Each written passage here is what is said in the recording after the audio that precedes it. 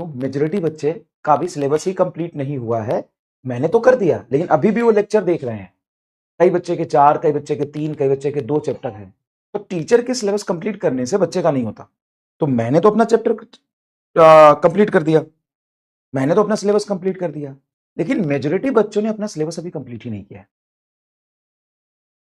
Majority बच्चे मतलब बहुत सारे बच्चे, और उनका सिलेबस कुछ का कंप्लीट होगा 15 मार्च को, कुछ का कंप्लीट होगा 20 मार्च को।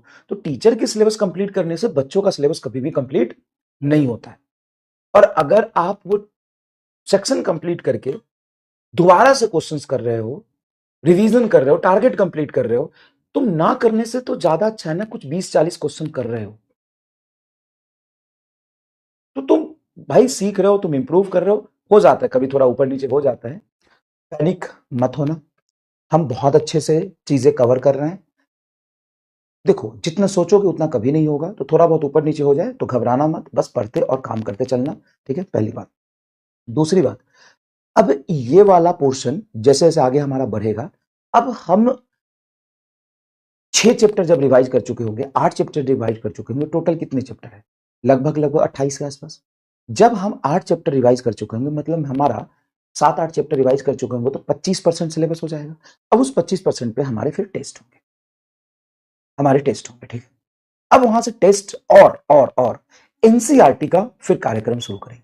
अब इसको अभी से अगर शुरू करूंगा तो चीजें मर्ज हो जाएगी, तू कंफ्यूज हो जाएगा, फिर तेरे में प्रॉब्लम आएगी।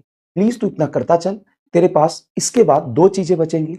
एक, सर अनएक्सपेक्टेड क्वेश्चन कैसे आ सकते हैं, क्या करेंगे? तो आज टेलीग्राम पे मैंने 50 क्वेश्चन डाले हैं।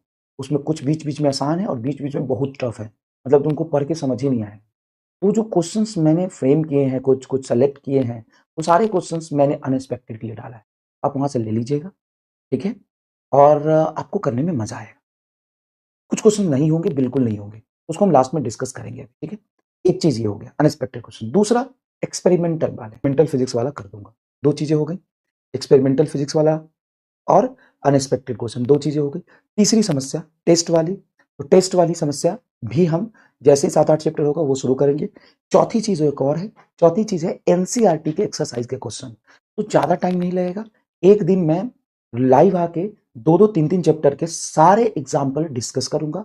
वो करने जरूरी इसलिए है क्योंकि अगर कंसेप्ट पढ़ लिया, तुमको सब चीज आ गया, क्वेश्चन प्रैक्टिस भी हो गई, लेकिन और कैसे लैंग्वेज अजीब से आ सकते हैं, कुछ क्वेश्चन के लैंग्वेज और कैसे बन सकते हैं, अनएक्सपेक्टेड थोड़ी अजीब सी चीजें आपको एनसीईआरटी के एग्जाम्पलर से मिल सकता है। तो मैं खुद ही भूल जाऊंगा। इतनी बातें हुई, एक टेस्ट का समस्या प्रॉब्लम सॉल्व। टेस्ट जैसे ही 4 चैप्टर हो जाता है उसके हम टेस्ट शुरू कर देंगे बेटा, तो पहले 4 चैप्टर हो जाने देंगे, तो टेस्ट हम शुरू कर देंगे। दूसरी बात है एनसीईआरटी पूरा करेंगे।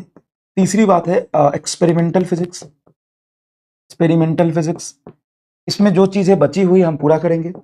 और चौथा है लेवल अप कुछ क्वेश्चंस।